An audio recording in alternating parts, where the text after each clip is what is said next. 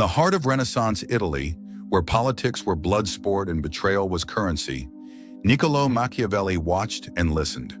He witnessed kings fall without drawing their swords, and he saw charlatans rise to power by saying nothing at all. What fascinated him most, however, was the power of perception, the deadly weapon of silence and the art of not defending oneself. When a man is accused, the world expects him to explain.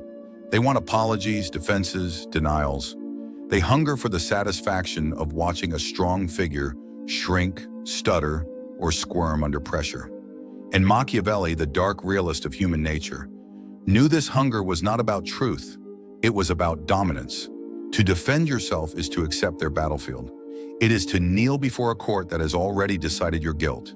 It is to say, you matter enough for me to explain myself. But if you never defend, you never give them power. You deny them the fight they crave.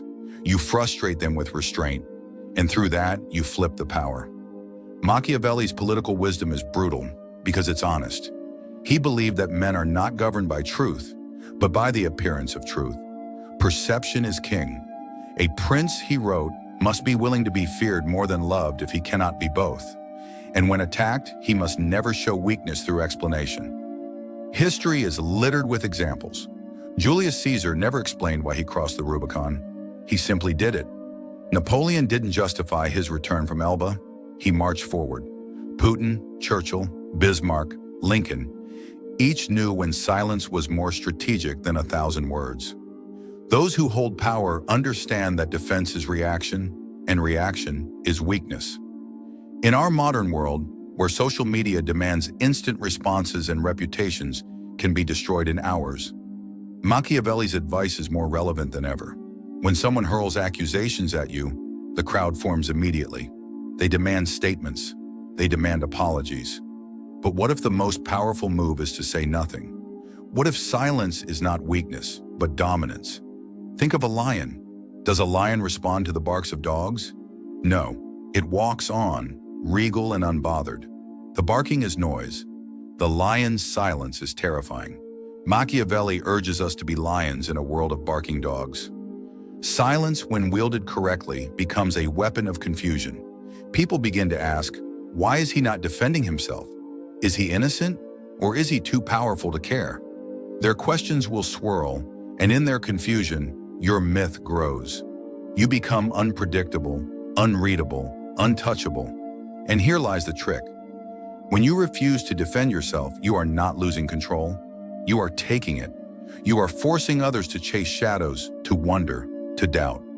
You become an idea rather than a man. You rise above petty arguments, and those who attack you begin to look desperate, small, and obsessed. Machiavelli knew that public image matters more than personal truth. He advised rulers to be foxes in cunning and lions in strength. Never let them see your weakness. Never argue on their terms. Instead, flip the script. Make them explain. Make them defend. And watch them weaken themselves in their own frenzy.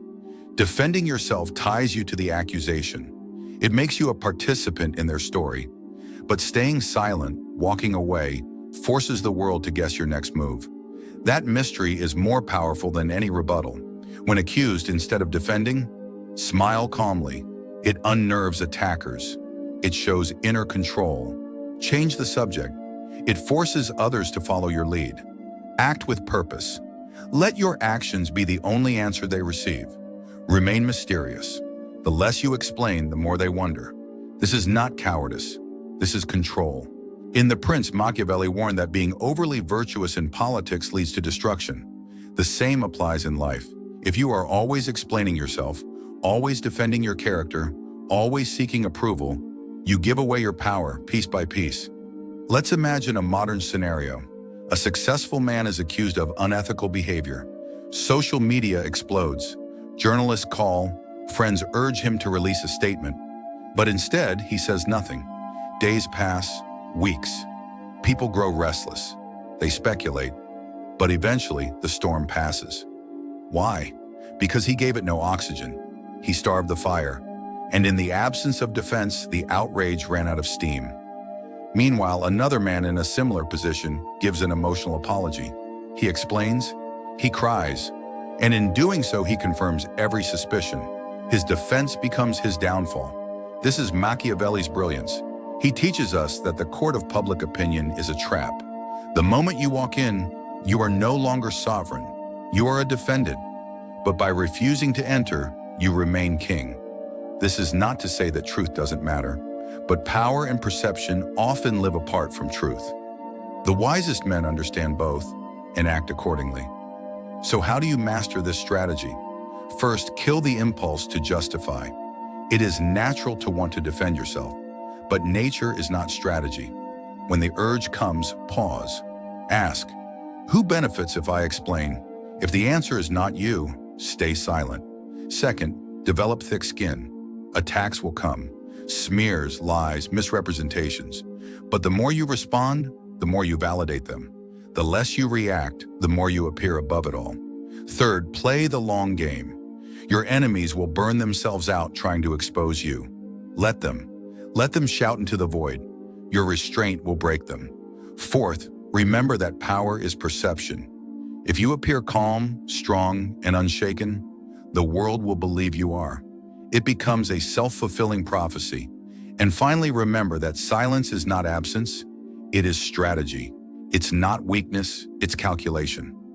Use it like a blade. Machiavelli would not survive in a world that rewards over-explaining, but he would thrive in the shadows, watching the noise from above, choosing his moments with deadly precision. When you speak, let it be rare. When you defend, let it be never. Because in a world addicted to attention, your silence becomes a kingdom no one can touch.